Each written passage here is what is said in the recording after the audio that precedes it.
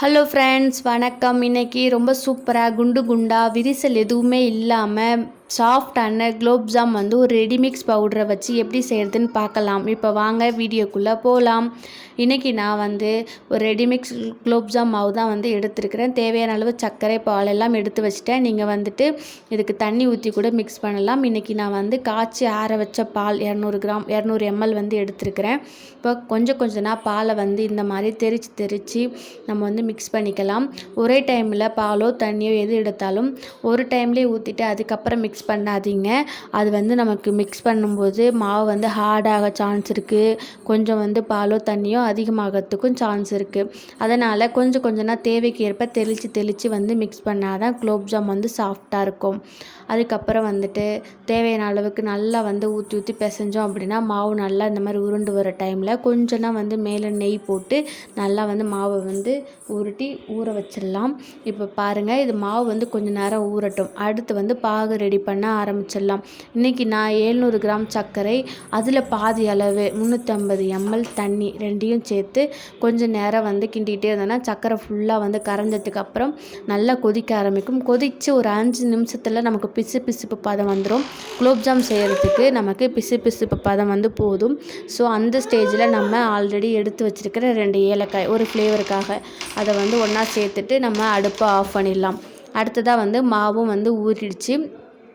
இப்போ வந்து இந்த மாவு வந்து பாருங்கள் ரொம்ப சாஃப்டாக இருக்குது. இதை கொஞ்சம் லைட்டாக வந்து ஒரு நிமிஷம் வந்து லைட்டாக பிசைஞ்சு கொடுத்துட்டு சின்ன உருண்டைகளாக உங்கள் தேவைக்கு ஏற்ற மாதிரி உருட்டி எடுக்க போகிறோம். இப்போ வந்து உருட்டுறதுக்கு முன்னாடி கொஞ்சம்னா வந்து கையில் நெய் சேர்த்துக்கோங்க. அப்போ தான் வந்து கையில் மாவு வந்து ஒட்டாமல் இருக்கும்.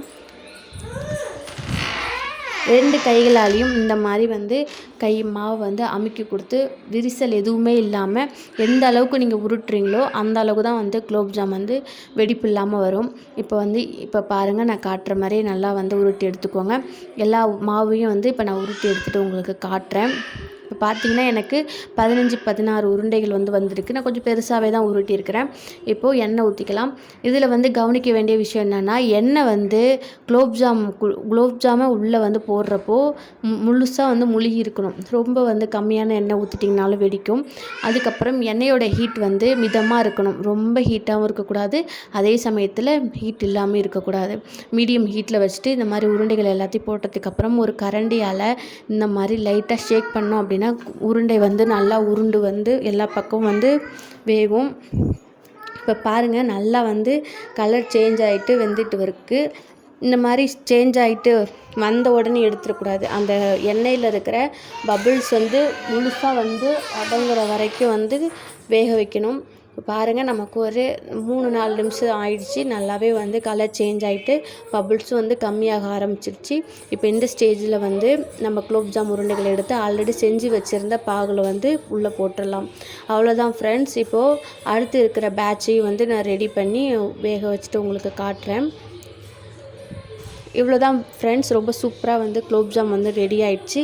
இது வந்து ஒரு மினிமம் வந்து ஒரு 1 hour ஊறினா தான் ஓரளவுக்கு சாப்பிட்ற நல்லாயிருக்கும். நல்லா அந்த ஜாமுன்லாம் உள்ளே போயிட்டு சூப்பராக இருக்கும். சூப்பராக வீட்டிலே ரெடி பண்ணிடலாம். இனிமேல் வந்துட்டு கடையிலலாம் வாங்கி நம்ம வந்து காசு வேஸ்ட் ஆக்க தேவையில்ல. ஒரு பாக்கெட் மாவு இருந்தால் போதும். ரொம்ப சூப்பரான குலோப்ஜாம் வந்து வீட்டிலே ரெடி பண்ணிடலாம்.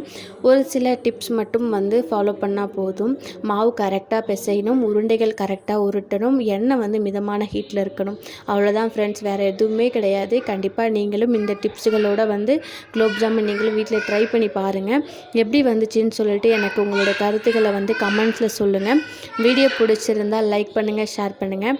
இந்த மாதிரி இன்னும் வந்து நிறைய ரெசிபிஸ் வீடியோஸ் பார்க்கணும் அப்படின்னா திவ்யாவின் டே புக் சேனலை வந்து சப்ஸ்கிரைப் பண்ணுங்கள். பாய் ஃப்ரெண்ட்ஸ், தேங்க்யூ ஃபார் வாட்சிங்.